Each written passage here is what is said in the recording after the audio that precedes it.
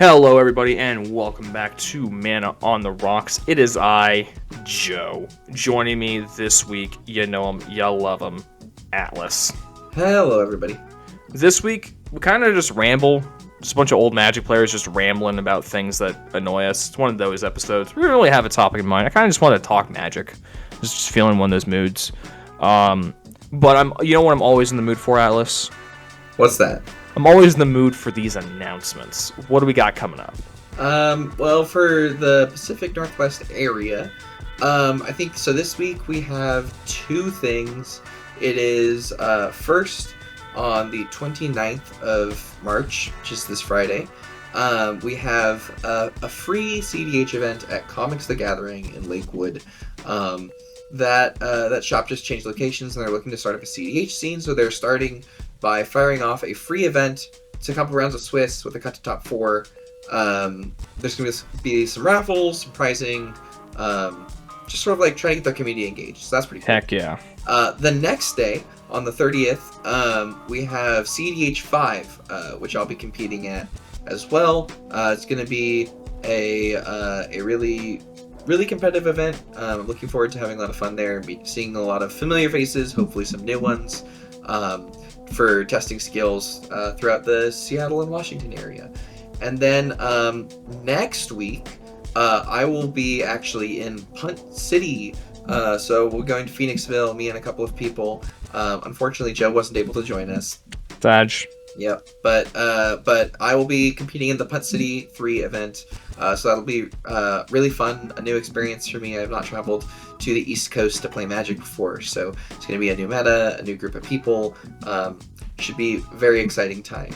And then, of course, we have coming up on May 11th, I believe it is the second weekend in May. It's the 11th, it's that second Saturday. There's an event at Seattle's Tabletop Village, also a newer shop that's starting their CEDH scene. It's going to be, I think it's a $40 buy-in. They're allowing 10 proxies for their event, and they're going to be buying a lot of cards while they're at their premiere event as well. So then they're going to be pricing out in cash, I believe. So that event should be a lot of fun. I'm planning on going. Hopefully I'll see you there. And then, of course, on May 25th, which is 2 weeks after the Tabletop Village event, we have OCCS Season 3, Volume 2, which means that it's going to be our local shop's quarterly event, the second one of the year. Joe topped for the last one. Will he do it again? We'll see. I don't know. Does lightning strike twice?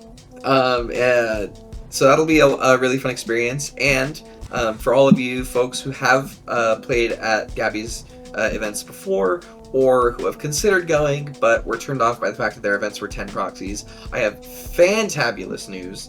Roll, please. This will be the first event that they do where they're allowing 100% proxies. Let's freaking go! Oh, very exciting. So that should be continuing forward into the future. But definitely, if you're in the area and you have not showed up to one of these events before, please do. It's going to be a 64-player cap, $35 entry, 100% proxies, and then they're going to prize out in store credit. There'll be like some mats, raffles, things like that. So definitely show up and show your support for the 100% proxy decision, and then you'll get a chance to play against both myself and Joe, as well as a bunch of other really talented players from the Washington area. Where we cut our teeth, you'll learn from the best. We cut our teeth there, yep. So hopefully any of you listeners will be able to show up for that. That'd be awesome. We'd love to meet. But I think that's pretty much it for events. Sweet. That means we gotta talk about this week's lucky patron. This week's lucky patron is Chase. My man, thank you very much for your support. We appreciate you. You should come on down and get a drink with us. Punt City coming up in 2 weeks, so that's exciting. Yeah, how do you feel about that? Hella nervous. Hella nervous? Hella nervous. I forget, is this the biggest event you'd be going to? Yeah. Okay. Because it's what, 128, 126, something like that? I think it's 216. Oh, damn. Yeah, that's gonna be a lot. Large. I don't know the actual. I guess I can check. It's literally like It's 2 clicks away from wherever I am on my browser. So it looks like it is 180 players. 180 players. Okay. But yes, definitely the largest tournament I've been in. So That's intense. yeah, no kidding. Like I was worrying about like Cascade clashing if they were to hit cap, because that would have been insane. Yeah, that would have been quite impressive. Unfortunately, they did not. Is what it is. I mean, it still went off without a hitch, but I was really hoping that it would be a big event, but it wasn't. But that's fine. That's okay. Yeah, it's just like, yeah, it's just one of those things where there are gonna be a lot of really good players there who are like big names in the scene and whatnot. It's gonna be like, oh my. Mm-hmm. Gonna be It's exciting for like. Is it? Oh, sorry. I was gonna say it's gonna be intimidating to play against all these players. You think so? You think you're actually gonna like be intimidated? I think all these people are really good. I'm always intimidated whenever I'm playing against good players. That's fair. I guess my view is a little bit skewed, just because every time I play against you, I'm the one that's nervous. That's funny. Oh, I always feel like whenever we play, it's gonna be a good map. I definitely feel. Oh yeah, and I try and bring my A game to everything. I think this is gonna be like the marquee event of the year, right? At least so far. So far, there's one that just got announced and sold out in 4 minutes earlier today. Cowtown Showdown or something like that. Cowtown Showdown. It's in Texas. Yeah, it just got announced, but it's in Texas, so it should. What is this one? For some reason, I thought Punt City 2 was the new Punt City, but no, Punt City 3. I'm behind, apparently. Apparently so. I think they held the first 2 like really close together. If I recall. I think so. Because I think I remember when I first heard about Punt City, it was like one the spring and then one like the fall, I think. Yeah, I think so.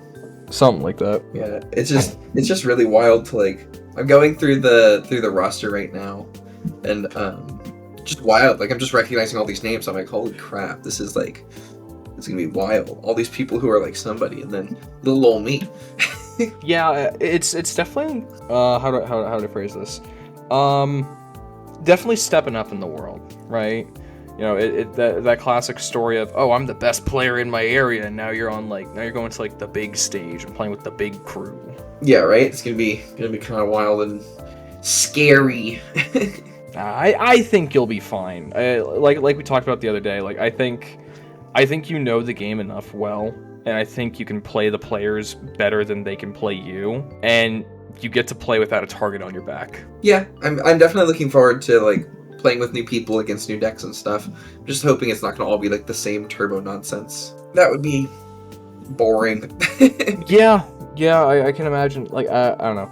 I've taken a break from Yu-Gi-Oh just because it's the same deck every single match. And like I don't really, the deck isn't even that interesting. It's kind of boring because I'm fine with playing the same deck a lot or like against the same deck a lot, but I need it to be like interesting and dynamic. And I can definitely see where like playing Turbonaut like every single round and having to fear that and go through those motions every time it can be annoying. Yeah. I think it would be trying to do that, but I don't know. We'll see. I'm expecting a lot of Blue Farm and a lot of Kinnan, but hopefully there will be something else there to spice it up and make it interesting, make the games dynamic. Yeah, well, we definitely have a lot of experience against Kinnan here.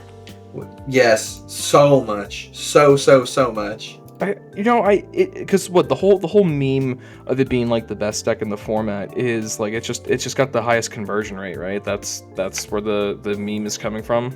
I think so, or the highest representation before Swiss and like something like that. Something like that, yeah, something along those lines. But I'm just like I'm doing all of my research right now. Something I didn't realize. I thought it was going to be a lot larger initial cut. Yeah, actually is. They're just cutting straight to top 16. After 7 rounds of Swiss, so it's which like 7 rounds is a lot. Like that's a lot. Plenty enough to make a determination at 180 players. It was just surprising to me. I didn't realize that it was going to be a cut to top 16. I thought it was going to be a lot larger, which like was kind of relieving, but also kind of even more nerve-wracking in a way because it's like if it's 7 rounds of Swiss with a cut to top 16, you just have to like do well in Swiss, which is like everyone tries to do to begin with, and then your 16s, like if you make it to 16, then you're like almost there. You just have to win one more game and you're in the top 4. But it's like if it were a cut to like a top 40 or 60 or whatever, then you'd have to win 2 games before you can see the top 4. So you have to win 1 DE and then another one, and that's just like, oh my gosh, that's a lot. That is a lot. Is 7 rounds of Swiss, is that like all on one day, or is that split up over the 2 days? No, it's 5 rounds of Swiss day 1, starting Okay. at 10 a.m. is the players' meeting. 10:30 is when round 1 starts, and then on and that's rounds 1 through 5, and then day 2 there's a round 6 with a start time of 9:30 a.m. round 7, and then top 16 semis. Okay. I guess that's not that bad, because if you end up making the whole run, you'll play 5 games on day 1 and 4 games on day 2. Yeah. Well, I mean, like, I'm not even pushing my sights. I would love to make. Yeah, I'm just saying, like, that would be like the maximum. So I think they're not like front loading day 1 or anything, or like that. No, which is nice. 2. Like, they're not like super like just making it super duper intense. The schedule's obviously always subject to change at a TO's like drop of a hat, but well, yeah, and like with an event that large, like there's gonna be stuff that like happens that like pushes everything back. Like it's not gonna go perfectly. Like they'll have tables, I guarantee, that are gonna go past time despite it being 80-minute no turns. Right. Yeah. Of course, there always are. Yeah, of course there always are. I mean, as we've learned, as we've done a bunch of major events here with that kind of setup for round structure, we still have games that go into time like 20 minutes. Yeah, I mean, sometimes there's just that much interaction to be thrown around, right? Like people trying to position it. People spend the entire game positioning themselves to like find their window, and when there is no window that presents itself in the given time period, sometimes you just have to try and force it, and it just brings all the interaction that's been sitting in people's hands, rotting in their decks. When it gets drawn out by that Ristic study or Remora or whatever have you, like just that's when it all comes flying onto the table. Yeah. How do you feel about like the round structure now that we've gotten like a decent chunk of tournaments under our belt with it? Because I miss turns. I think I still prefer a world with turns versus a world without turns, but like I've adjusted pretty well. I mean, like at Cascade Clash, like my games went pretty swiftly. I think I had like on average 25-30 minutes after the end of every round. Yeah, I think for me it goes back to this idea of like the integrity of like the game, or competitive integrity or whatever, where it's like in an ideal world, right? You play every single game out to its inevitable conclusion, like as much as possible. But obviously that's not realistic. And I think the difference between like 75 minutes with turns and 90 minutes no turns and 80 minutes no turns is like, all in all, it's like realistically pretty negligible to me at this point. Like they all kind of feel the same. Games just like play out mostly within whatever the given time frame is, and then some of them just happen to run over a little bit. I would obviously prefer 90 minutes to 80 minutes. I think it makes for a little bit, just gives you that 10 extra minutes, just gives you just a little extra room, which is kind of nice. I understand why we're on an 80-minute timer right now, but as I've always said before, going any lower than that is just like, I think it's to the detriment. it's to the detriment of the format. It's just at that point it's starting to push specific strategies out further than they already were from viability, and I don't like that. I think that's one of the things I liked about 90 minutes is like those 10 extra minutes, as long as everyone's playing efficiently, really gives some of the slower decks a chance to shine, because like they need that extra like 10 or 15 minutes to just be able to close things out, because they need multiple turns, and if your opponents can't do anything on their turn, then like they can't just be sucking up the clock. That said, I think that the 80 minutes is like, it's fine. I don't really have a problem with it. I think the main issue with no turns that I had to begin with, which like I still, once again, it doesn't reflect competitive integrity perfectly, but I think one of the biggest issues is just like players not playing efficiently enough, and I think that was just sort of a growing pain from like, even if I'm playing really efficiently, my opponents, all 3 of them, might not be, and if that's the case, then that sort of like just eats up the timer, especially when like a turbo deck who doesn't know what they're doing is just like sort of storming off but has nowhere to go, or is gonna get stopped at some point. Just spinning their wheels forever, not knowing that they're perfectly trapped. Yeah, or like they're like, oh, I can find a way out, and they're tanking, it just eats everyone's clock. It still happens for sure, but I think a little bit less so, just as players get a little bit more accustomed to playing within that 80-minute time frame, trying to be respectful of one another's shared clock, and then just like learning how to play their decks more efficiently. So I'm sure it'll come and go in waves. Like we'll see like something will bring up a huge swath of new players into the format, and you'll see it pop up again where running into players who just like eat your timer because they don't know what the heck they're doing. I don't know. I'm sure it's a cycle. Yeah. I think at this point I don't care about the 80 minutes at this point. Like I was very apprehensive at the thought, and I was very like protective of like that 90-minute no turns or that 75 with turns or like the combination of any of those factors. But as we've played more, I have realized that it kind of like how you realized it. It's all more or less the same, and I think it strikes enough balance. I think 80 minutes. I think my issue honestly is mulligans just take forever to resolve. That's a big part of it. Yeah, right. That's my biggest thing. Like, I think if I wanted 90 minutes, if I had to put like an actual valid reason towards like 90 minutes, it's that sometimes mulligans just take 10 minutes to resolve, and then we're playing on a 70-minute timer. Yeah. Which, like, I don't know. I guess for like as complicated as a format as it can be, I think 70 minutes is definitely doable, and I think it gives respect enough to the slower decks of the format where they can do their thing and we can still like see a resolution of a game. I think any longer than that would be appreciative, but I don't think it's critical. I don't know. I would never want to see somebody's post a tournament with 70 minutes or less as their time frame, because once again, that's just like, I think you do have to dedicate about 10 minutes to mulligans, because not only are you resolving mulligans, but like maybe someone's like, I don't know, got distracted. They're chatting with another player or the person next to them, or like they're just closing up something on their phone. Like, things just take time, right? And I think, especially when we talk about like, oh, rounds go forever, like a lot of times that it's the stacks thing, right? Whereas like you see the stacks pieces and you're like, oh, this didn't do anything, but you didn't actually see what it was stopping that game. I think it's like sort of like that, where it's like time runs long and people are like, oh, the game went forever, but maybe it wasn't actually the game. Maybe it was like there was something else going on there where that table got an extension, and so now their timer has been kicked out, and now they're playing in their turn 0 10 minutes after they started their turn 0, 10 minutes after every single other pod finished their turn 0, and then that turn 0 takes another 10 minutes, 20 minutes, whatever, and so on, 30 minutes out. Yeah, so it's like you don't see all the stuff that leads up to that. I don't know. I 80 minutes on the timer seems fine. It's doable. It's basic. It is practically the same as 90 minutes, even though there are times when like that extra 10 minutes would have led to a definitive conclusion, would have been a lot better for everyone. But in the end, it's kind of, I think it's just like, it's all semantics. Like, you're just going to be like, oh, it's 75 minutes turns. It's going to be 80 minutes, no turns, 90 minutes, no turns. As long as you don't drop below 80 minutes.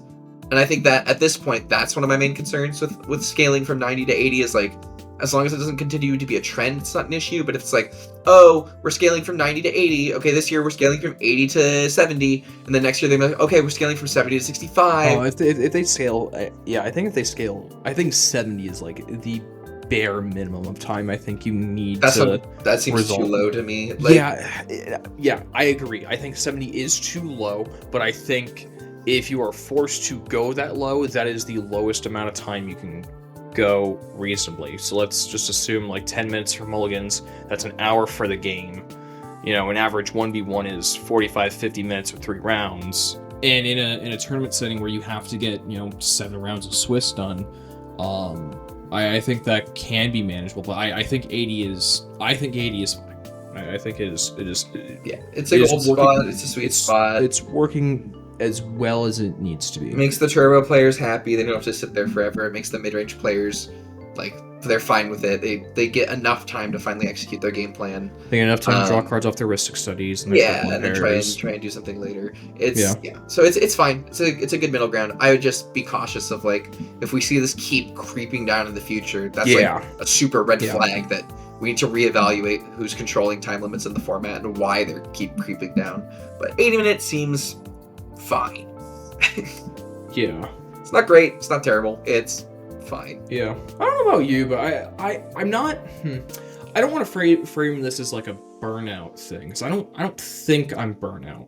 I like CDH. I've been having a lot of fun with it, but there's like this weird growing fear inside of me that we're just not seeing enough development. Maybe I'm just not looking hard enough. I don't really look that much these days. I'm mainly just focusing on like our local scene. Is boredom the right word? I don't think it's boredom. What are you talking about? Like, there's not enough innovation?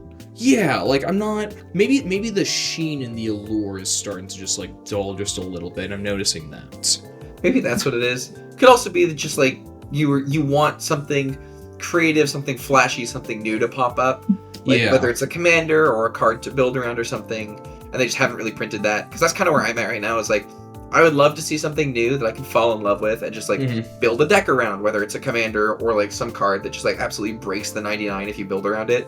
Because that's what it was for me in like Displacer Kitten, and now I've been playing that deck for 3 years, which is awesome. I'm still innovating and having a blast with it. No way, Displacer Kitten's been out for 3 years. No way. I think it has. Yeah, it was the Baldur's Gate set. When was Baldur's Gate? Looks like it was released in June 2022. Okay, so it's been 2 years. Okay. It's been 2 years, but even still, like, that's a long time. Yeah, it just feels like so much longer even. But yeah, my point is that I think I kind of agree with you. Like, it'd be nice to see something super intriguing come out in design, and I think Design Space has been really safe lately. Very safe. Which isn't bad. Like, they've had some absolutely broken cards, like the One Ring. One Ring. And that causes them to want to like build even safer, right? Because that's an auto include in so much stuff, and it's like a bonkers card. I think the thing that I'm missing is like, I would love to see a card like Displacer Kitten where it's more of a build around card. It's not just kind of like a splash this card because it's broken into every deck that can play it. Like, Displacer Kitten is good and you can splash it in a lot of stuff, but it really only shines when you like execute a strategy around it that matters a lot. And I don't think we've seen a lot of those cards or any of those cards come out recently, at least none that I was passionate about. Yeah, I'm saying a lot of this kind of before everything, because I recognize there's still like a lot of stuff that can happen. I mean, we were talking about Punt City, and like that's going to be one of the biggest events of the year, if not the biggest. I don't think they've announced anything bigger, but I feel like we would have heard something about it if we did. Yeah, just Cowtown. Yeah. So like there might be a sweet list in hiding in there, and that might like get the juices flowing. Or like we unfortunately have another Modern Horizons set this year. Maybe something crazy happens in that set. See, I could see something cool coming out of Modern Horizons. Yeah, especially when they're building commander decks for it. Like, seems like there's some potential. Are we getting commander decks this year? Yeah, with the Modern Horizons set, if I'm not mistaken. I think, just assume every set has a commander deck that comes with it now, including Modern. Including Modern, apparently. I think that was a big thing when they announced it. It was like, oh, here's Modern Horizons 3. Also, there will be commander decks for it, and everyone was like, wait, why are there commander decks for a Modern set? Because Paper Magic is only fucking commander. Yeah, I mean, kind of at this point. Like, there's Modern still, Legacy a little bit. A little bit. But yeah. I caught myself watching Pioneer gameplay the other week. Was that positively miserable to consume? No, actually not really. I don't think Pioneer's in like a great spot, as far as like my little cursory glance through, but no, I was just on YouTube and I got recommended like Pro Tour, I don't know, a Pro Tour apparently. I guess the Pro Tour is back and they were doing Pioneer. I'm like, let's check this out. Red Black Vampires is running the format, which kind of makes sense. Rakdos has been getting a lot of like insane stuff. Like I don't really pay attention to a lot of the other formats really anymore because I don't know if they're alive. Question mark. Rakdos Vampires. I actually found a sweet card that I threatened to put in Baby Pod called Vein Ripper. It's a pretty cool card. That card's neat, yeah. Yeah, I looked at the card and went, this isn't a bad top-end piece for CEDH. Like, I don't think it's great. It stops some combos. It's a big guy. It's kind of annoying to get rid of if you're not playing Dorks. It hoses any deck that just looks to play their commander and not really, like, maybe some value creatures. But I thought it was interesting. Yeah, no, I was watching some Pioneer gameplay. I'm like, this is cool. This is interesting. This is neat. I don't think I'd ever play Pioneer, but, you know, it's cool. It's nice. Yeah.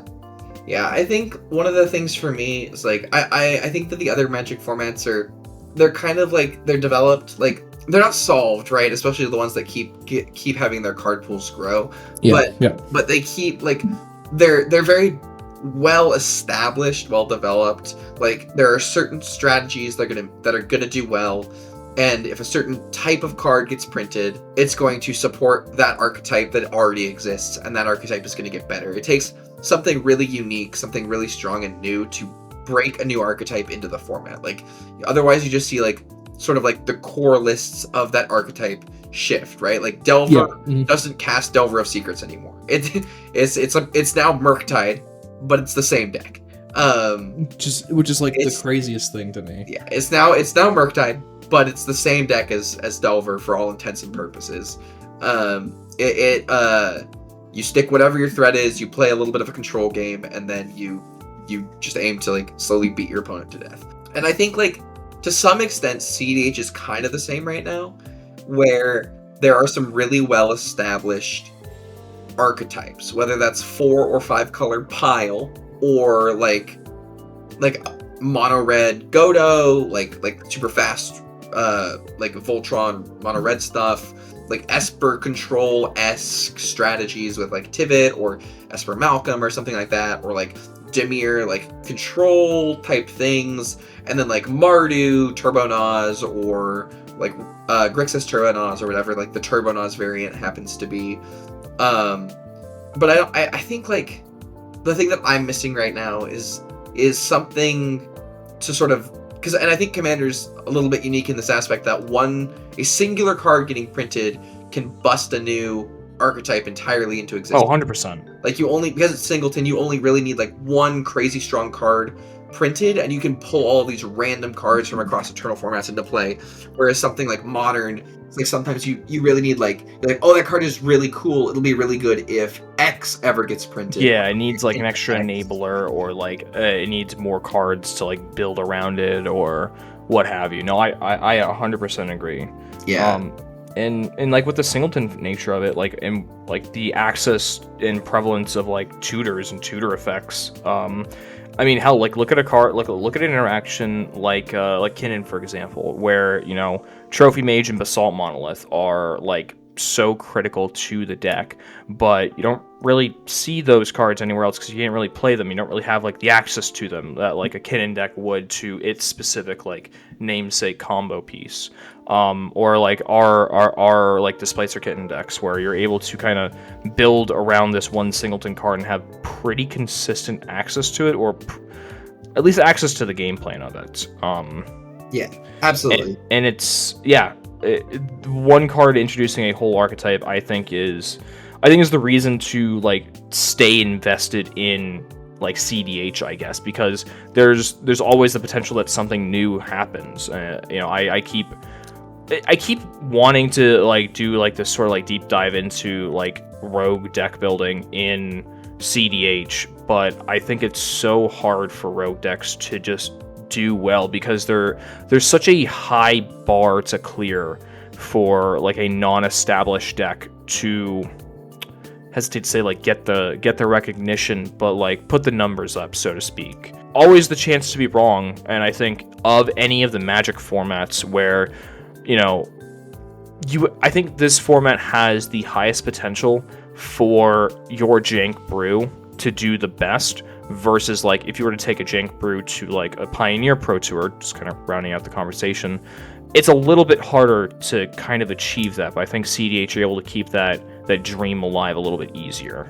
Yeah, I definitely agree. I just wish that like we would see one of those breakout cards or strategies or whatever, because there are some cool things that have popped up from sets that weren't explored fully. Like we've seen like Aranis Street Urchin come up in the past year or so. Yep. It's like, oh, that deck is super neat. These cards have been out for 2 years, like since Baldur's Gate, but this deck has only really like existed for the past year, even though all the tools for it really have been floating around.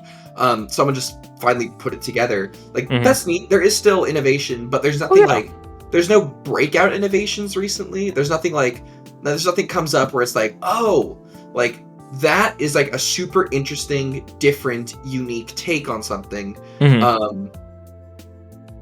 that just hasn't happened in the past year. Even it's just like, oh, that's a pretty cool, like, that is a unique variant of this particular strategy. Yeah, variant. I think we're seeing Yeah. a lot more like variants on like established things. Like we're seeing, you know, we're probably still seeing a lot of Nas, but we're seeing a more, oh god, what's the word I'm trying to think of? Not determined, like mindful use of ad nos in decks. Where like previously, are you playing black? You're tossing an ad nos in there. Now I think there's a little bit more nuance to the discussion of put an ad nos in your deck because put an ad nos in your deck. Yeah. I think we're seeing a lot more of that style innovation. Yes, but at the same time, I think that's its own style of stagnation. Because I think, like, especially if you've played the format long enough, it comes and goes in waves, like everything, right? We were talking earlier about like cycles, but so like previous to this, like you said, everyone was jamming ad-nos into everything. Like there was no real innovation. There wasn't a lot of like, there was no like real thoughtful use of ad-nos, like you were saying. People were jamming it in there because you jam it in there because like that's kind of just what you play. And then we saw Commander Masters and or not Masters, but like Baldur's Gate and like Modern Horizons and like all these other like supplemental sets came out with new cards, new ideas, new partners, things like that. And we're like, oh, suddenly there are so many more like interesting, unique things to do. Let's try all this stuff out and see where we can go. Test. All these ideas, lots of new stuff. Incredible diversity, mindful use of ad-nos, like people aren't just throwing it in there anymore. But I think like now that we've hit that point, we've kind of settled once again into like this area of like, hey, like let's play ad-nos in this particular strategy, let's not in that. Let's play kitten in this strategy, let's not in that. Let's do stacks in this strategy, let's not in that. And so it's like once again it's kind of sedentary as far as like development, like idea development, right? Mm-hmm. And I think it'd be super awesome, and we have a lot of sets coming out in the next year, so it could be. There's always a Magic set coming out every freaking 3 weeks or whatever. I don't think that's true, but yeah, and it's not that we need a lot of sets to push this necessarily. We just need like the sets that are printed to be impactful. We need cards to be printed that are incredibly strong but balanced, and that have restrictions or encourage particular like deck building philosophies around them to engage whatever the strength is. Whether it's Malcolm encouraging the use of pirate stuffs, and like there's been a lot of pirate cards printed recently. Yeah, and like you get the use of Glinthorpe Buccaneer as a 1-card combo, or maybe you are just splashing in for colors, and because he's like an average strong card where he's a mana dork in the command zone, but either way, like the card is good, right? And I think it's vanilla good. I think it would be awesome to see a new wave of cards printed, like Baldur's Gate, like Baldur's Gate 2, or like the what's Malcolm from? Is it from Commander Masters?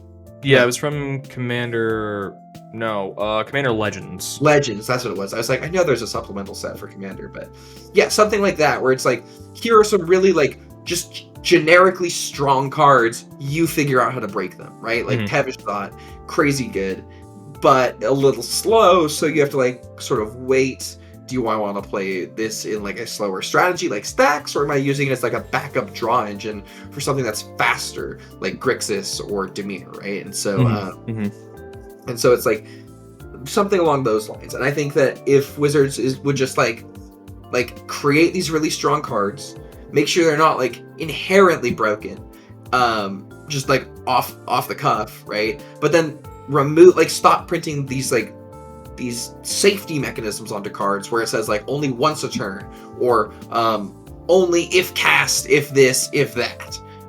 Like if they stop printing those safety mechanisms and they allow for just like a generically strong effect that has some restrictions but is incredibly powerful, like Hullbreaker Horror, for example, right? Like they're like, hey, Tidespot Tiger's a really cool card. What if we power crept it a little bit and made it like do something else?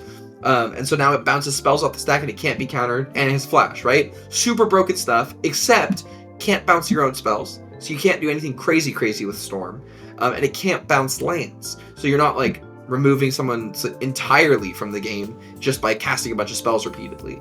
But the card does still like do all the looping things, and now it comes out and it can't just be countered because 7 mana is a huge investment. So in that regard, it's still relatively balanced. For a 7 mana investment, like, you deserve to attempt to win the game, right?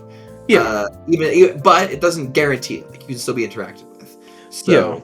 I don't know. I feel like with the way Wizards has gone about designing cards recently, I feel like those style of cards just stick out like sore thumbs, and I feel like I think they've established a norm with those safety valves and safety mechanisms that the moment a card lacks those, it triggers alarm bells, and it almost it feels like a self-fulfilling prophecy kind of, where they've purposefully kept these cards in line, and then the moment they start putting cards, or they start printing cards that are out of line, it's so detached from the norm that it almost feels like too intentional.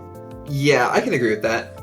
I don't know. I struggle. Like, I hear what you're saying, and I think it's an interesting idea, but I think that's so.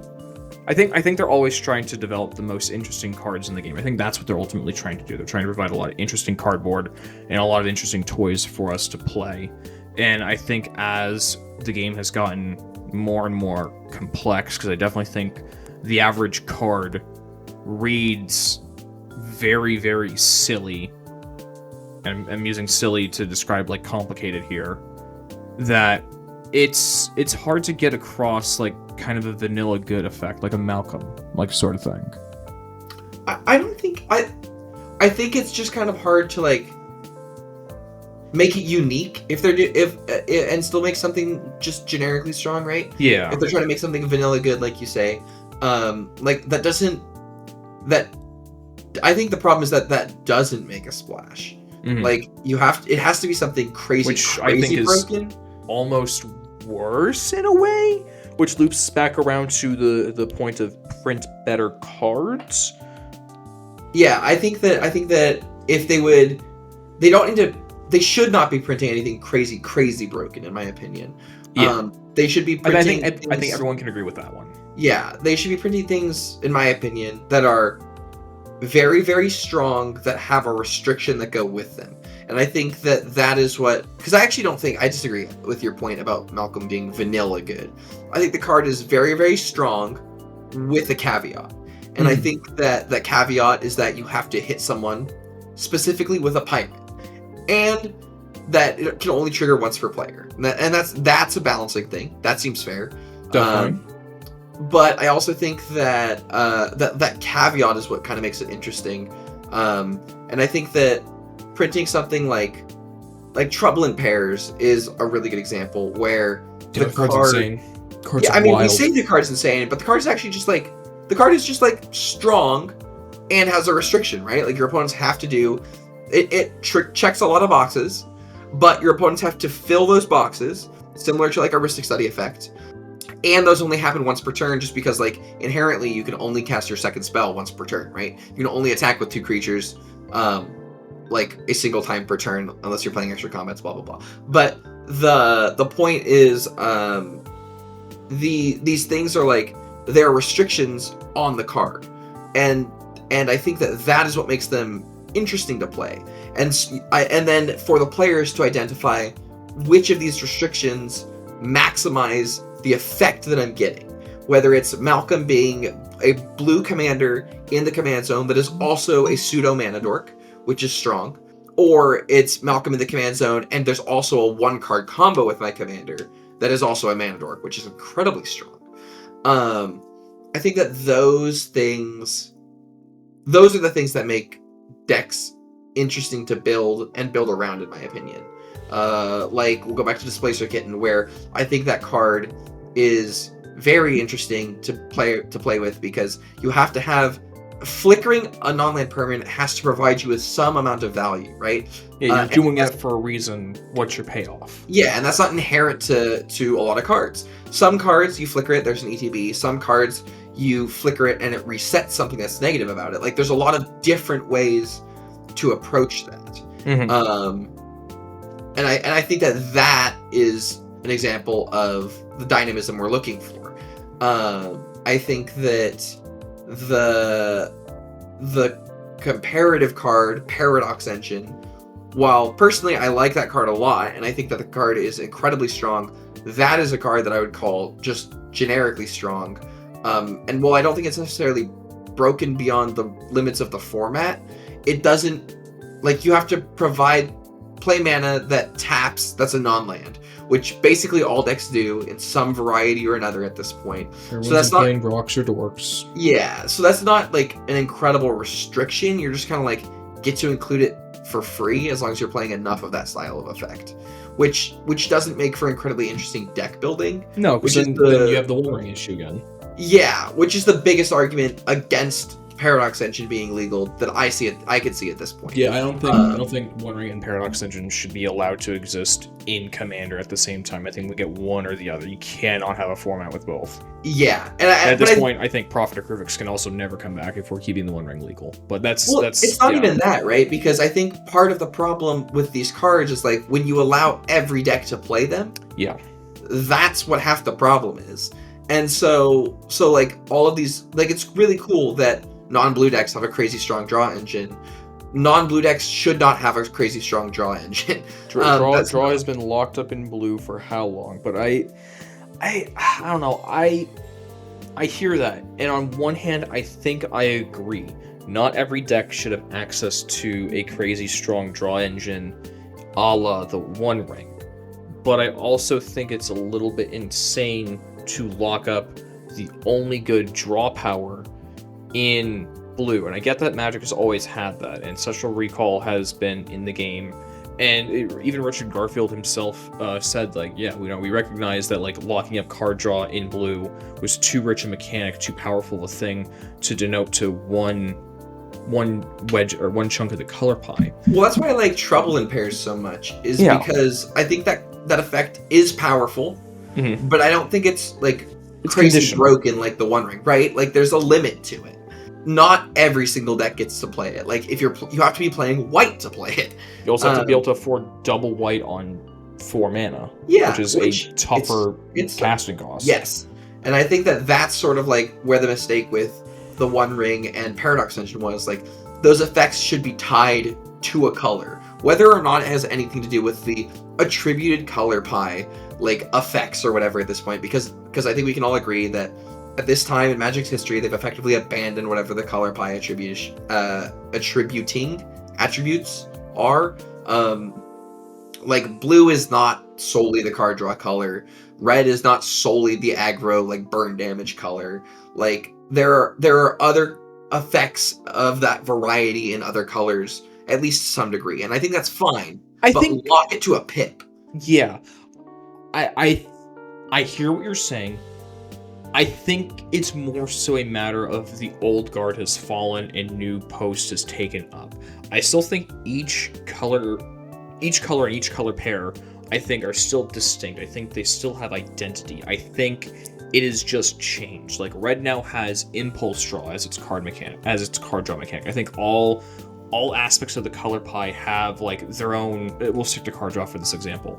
I think all pieces of the color pie have their unique way of generating card advantage, and I think that's ultimately for the better, at least on surface.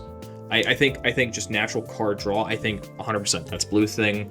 Give it to them, throw a bone to the other colors every so often, definitely. But I think giving white Trouble in Pairs, giving red impulse draws, giving black, life trading for card draws, giving green, based on power, toughness, creature, making it the creature card advantage game. I think that is functionally replaced kind of the old mentality, the old design philosophy for the color pie. Which I don't think it's gone. I think it's good, but they don't implement it effectively enough, I think. Like, they're like, oh, the One Ring is really cool, every deck should be able to play it. That card should be black. That card should have at least one black pip in the casting cost. You should not be able to cast that card for 4 generic. It should not be a generically pipped card. Thought experiment on the One Ring. What if it was black and 3? That's fine. I'm thinking worse. It's colorless. You have to, it's 3-in-1 colorless. Oh, and like actually one color. An actual colorless, yeah. I think that the card is still too strong at that point because there are a lot of like effects up. Like every deck gets to play Soul Ring. There are a lot of effects. Yeah, every deck gets to play Soul Ring. Every deck gets to play Mana Crypt. But I think even Urza then Saga starts to get really free at that point. Like everyone's like, oh, let's play Urza Saga because it gets everyone's playing Emergent Zone. Yeah, it's I think that. I mean, like, but we were talking earlier, like the attributes of like drawing cards, right? Like you're losing life to draw cards. Yeah, that's what the One Ring does. 100% agree. I respectfully, if we want to make that card fair, I think we make it triple black and 1. I think that's a little backbreaking, but I can see black like do the Trouble in Paris cost. I think double black is a decent middle ground because I think single black, yeah, sure, whatever, dude, that doesn't matter. Well, it's mostly just to lock it to the color. Like, yeah. I do not think an Azorius deck should get to play the One Ring. Like if you're playing a white, blue, green deck, you shouldn't be able to just say, "Oh, hey, I'm throwing in the One Ring because I can throw in the One Ring." Like those colors specialize in tapping and untapping things, right? But black is a life loss mechanic, so we should be pairing that with black. Like you shouldn't be able to just throw it, especially if a card is designed for commander, which the Ring was. Like, let's be real, even if WotC won't say it was, they were like, hey, you know what goes long? Commander. You know who like is a crazy like IP fan base? Commander players. Let's put this card into existence for the purpose of playing Commander. Turns out it was also super broken in 60 cards, but the One Ring's still legal and everything, right? They haven't banned it yet. No, they haven't. Jesus. Yeah, and it like that's what I'm saying. It's still super broken and everything. But why does an Azorius core Commander deck get to play this black card draw mechanic? Like that seems not right. Yeah, I agree with you on that. Azorius should not get to play better Yawgmoth's Bargain. Exactly, right? More abusable. Somehow more abusable. The 6-mana enchantment that says pay a life, draw a card with a draw step restriction. I think is that what it has a restriction on there. I think so. Yeah, I think you can't draw during your draw step. I think that's the restriction on there. Hold on, I'm gonna fact check myself because otherwise it's gonna bug me for the rest of the time we're here. But no, yeah. I agree. I think it is a little ridiculous that every deck has the option to just play the card. I mean, I don't think anyone needs to hear us. Yawgmoth's Bargain. And I don't think anyone needs to hear us continue to hate on what is easily the most. Yeah, it's skip your draw step. The most hated card on this podcast being the One Ring. But it's also like why is it an artifact too? Like everything about the card is just like, oh god, Voltaic Key and like the other key, like you can start like making arguments for them because one, like it rituals your Mana Crypt, but also it untaps your One Ring. Right. It's just silly, you know. Right. All right, but moving on for the One Ring because we could talk about it all day. We actually could talk about it all. I think it goes beyond just card draw though, right? Like if you can look at so green is supposed to be the stompy color, but then we start to see and like red kind of, but then like for example, why are we seeing effects that are super aggro focused in like green white? Like that's not really like a dedicated aggro. That's supposed to be more of like the sustain. It's the token color. Yeah, sustain, like life gain. You're looking to like go wide as opposed to large, and yet we have cards that are super duper playable in that. And I guess that's a kind of a poor example because like Crater Hoof Behemoth has always been a thing, and that's kind of like there's always been a Crater Hoof. There's always been an overrun, but I don't know. It just feels like there are a lot of like just effects that are like branching between their color pie slices, like even with the new guard, like you were saying, that just don't feel like they belong, at least to me. Yeah. I mean, I think anyone that's paid attention to Magic design over the past like 6-7 years has been definitely you can definitely notice like the hard erosion of the boundaries of the color pie. I mean, when you think to like harmonize, for those that don't know, 2 double green sorcery, draw 3 cards, came out of Future Sight was a very foreign card because that's not what green's supposed to do. Now, I was gonna say Sylvan Library as an example, but Sylvan Library's been out since Legends.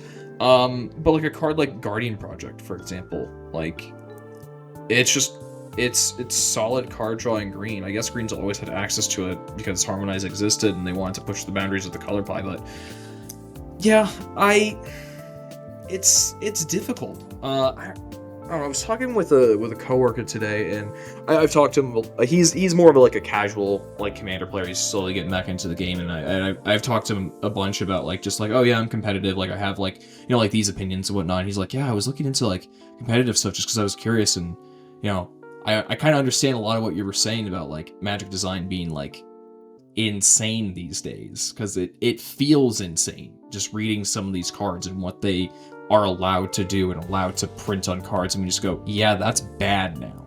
Like fucking Pioneer. I actually had a thought with this. Did you ever play with like original Theros in Standard at all? Only briefly. I was never a big Standard player. Okay, but you were aware of like Corser Crew Fix, right? Oh, absolutely, yeah. Who was it? They printed a Corser Crew Fix that is like fucking absurd. I was watching. I can't remember the name of the card. It doesn't really matter, but it's a Corser Crew Fix with even more upside in a tribe that like matters. It's a 3 mana 2/4 vampire. It's 2 and a black, not even double pipped. I think it like draws cards and makes tokens, and it's a vampire, which is a relevant tribe. And I remember watching it and like reading the card because I like going into formats like not really knowing like the texture of the environment and trying to like figure out like, okay, like lightning bolt's like pretty cool here, or like this is a format, like just figuring out like all those like buttons and knobs and switches of the format I think is really, really fascinating. And I look at that card and I go, oh cool, so we're just like putting whatever we want on Corser Crew Fix and just saying, yeah, this is like an all right enough creature.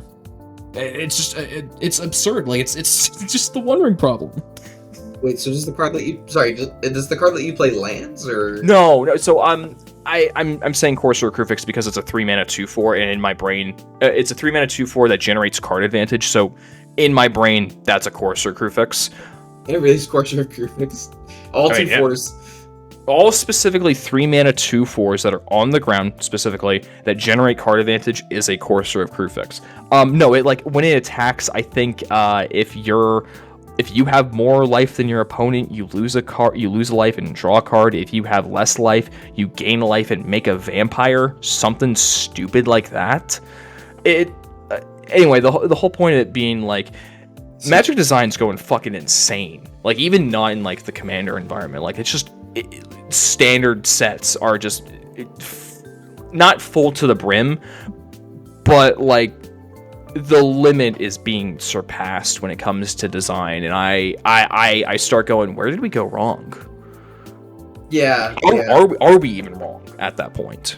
Man, I miss like the original Innistrad block where Gravecrawler was a problem. To have Gravecrawler be a problem. To have Siege Rhino be the bane of your existence. Now the card can be printed at uncommon. Yeah. They did shift that rarity, didn't they? Recently. I don't actually know. I'm joking. I don't. Is that? Did they? I feel like that's true though, because now I'm curious because I feel like I saw that, or like maybe you told me or something. No, it's still only ever been printed at rare. It got a secret layer print. But what I'm saying more or less is like that card, if that were printed in a set now, would probably be an uncommon, and no one like it wouldn't have like the fanfare and like the hatred and the story that like Siege Rhino does now, because like we are so far beyond what like Khan's era Magic design was, where like things made sense and the obvious things were very pushed, but like kind of like what we're talking about with this discussion, like Siege Rhino requires 3 unique color pips, and like that is like a heavy deck building like restriction, and like you get a really sweet payoff for it, but there's a cost associated with it. I think we've talked about like our wants for like good commanders being like there needs to be a cost associated with it. You can't I think it's pretty irresponsible for Wizards to print another good stuff 5-color commander at this They point. cannot keep stapling draw a card onto commanders that have 3 or more colors. It just they can't keep getting away with this. You can't keep getting away with this. Or if you're gonna do that, make the commander difficult to cast and not off of a Jeweled Lotus or Mana Crypt. Because like those are just staples of our format. People are mulliganing to them to be able to cast their commanders ahead of curve and like get advantage on them. I don't know. Magic Designs, my stomach churns whenever I see a lot of Magic cards these days. I don't know what it is.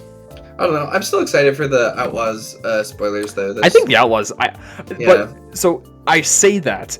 I think the flavor and like the fun aspect of sets, I think it's through the roof. The same buddy I was talking to about this, I'm like, yeah, I don't really like a lot of the design space that they're exploring and like the amount of like pushing they're putting on cardboard. But goddamn, like the past couple of years have had some like really cool, really flavorful sets like Neon Dynasty, New Capenna. I think the Return to Ixalan set was really super cool. I think Murders at Karlov Manor was like, I really wish we didn't keep going back to Innistrad and fucking Ravnica, but whatever. And like the Outlaw set looks fucking sweet. Like the art department and like everything else and like the world building, like I think has never been cooler, never been cleaner, and I think it appeals to a lot more like things, and Magic's able to do more. But there's also a part of me that misses kind of like that simple by comparison like Magic era, where Magic felt pretty unique in what it was doing. Yeah, I'm solidly in that camp where like I love all the powerful effects for like pushing my strategies and like making what I want to do stronger, right? But at the same time, like as far as playing Magic goes, I would rather see cards from that like 2010 through 2014, 15, 16 era of like power level cards for the purposes of like actual gameplay. Like they just feel better. It just feels more rewarding. It feels more challenging. More interesting. The interplay is there. I think that's one of the things that's like I've been dabbling in Lorcana a bit. I think that's one of the things that really like appeals to me is the game is just so simple in comparison. There aren't 35 dozen like different paragraphs stapled to something. You don't need to check the rule book to have the card explain the card. Like it's a lot simpler. You understand the rules of the game, and then the game is played. Mm-hmm. And that feels really good. I gotta get you on Star Wars Unlimited. That game is gas. I have been hearing very positive things about it, so I gotta give it a try.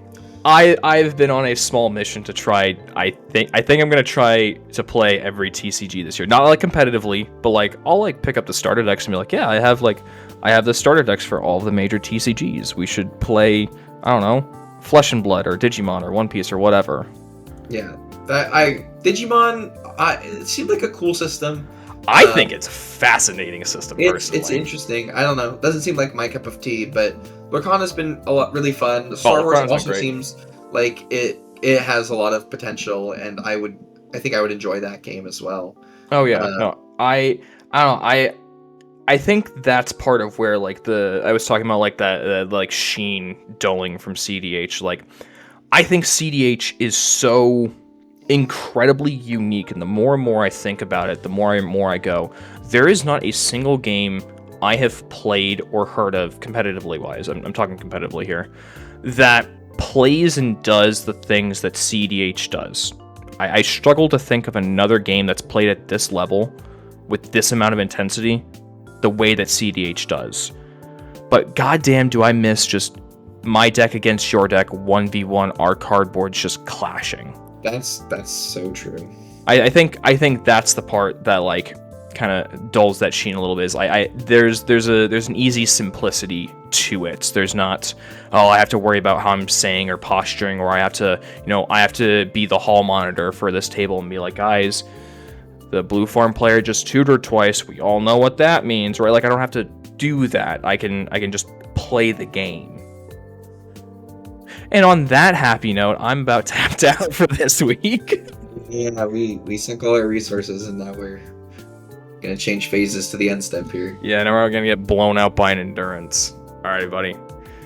We'll catch you next time.